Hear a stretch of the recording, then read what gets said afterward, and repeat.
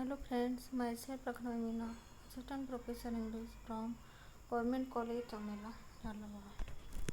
You are welcome in my YouTube channel. Today we shall read the essay of Richard Livingstone, The Essential of Education.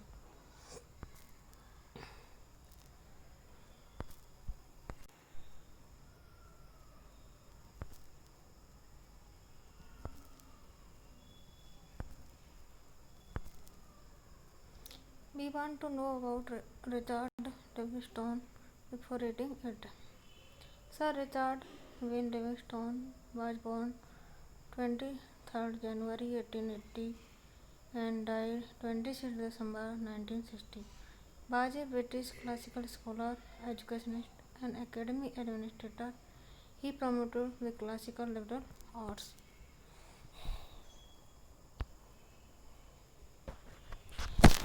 Livingstone was born on 23rd January 1880 in Liverpool.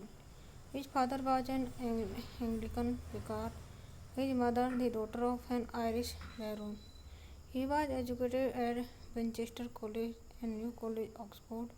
He remained at Oxford University until 1924 as fellow, tutor and librarian at Corpus Christi College. In 1920, he served on the Prime Minister's Committee on the Classics. During 1922, he was co-editor of the Classical Review. From 1922 to 1933, Livingstone served as Vice Chancellor of Queen's University, Belfast in Northern Ireland. He was knighted in 1931. In 1933, Livingstone returned to Oxford, where he became president of Corpus Christi College. In 1944, he delivered the Red Lecture at Cambridge on Plato and modern education. He served as Vice Chancellor of Oxford University from 1944 until 1947. He retired in 1950 and spent his final years writing and lecturing. He died on 26 December 1960 in Oxford.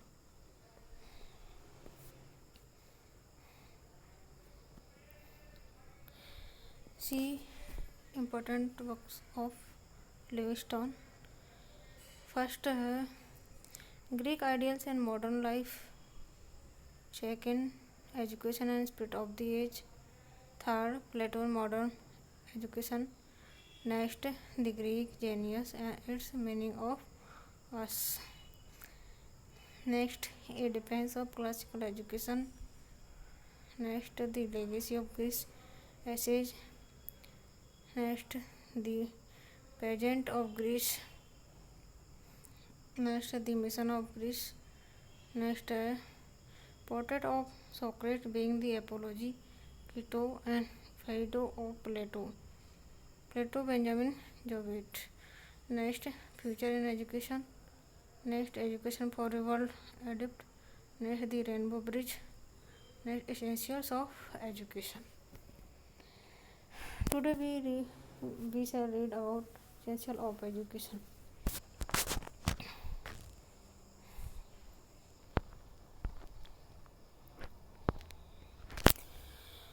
This essay is taken from a lecture delivered by British educationalist Richard Wayne Livingstone at the American International College, Massachusetts. Here he discusses the utility of modern education. He focuses on theology, philosophy, literature, history, anthropology, psychology, language, politics, and social studies. See again this paragraph. This essay is taken from a lecture delivered by British educationalist Richard Wayne Livingstone at the American International College, Massachusetts. Here he discusses the utility of modern education. He focuses on theology, philosophy, literature, history, anthropology, psychology, language, politics, and social studies.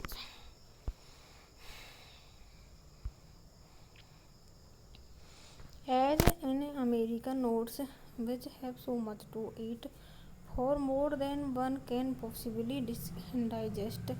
Education also offers an enormous bill of fare. Most of us are educated because our parents visit. The attendance is a habit, and education is compulsory to get success in the world. There is common feature in the courses in the United States, and every course given as a similar aim. The purpose of every course is to help the student to learn what is first rate in the particular subject he studies. Next, for example, the aim of English is to know good English.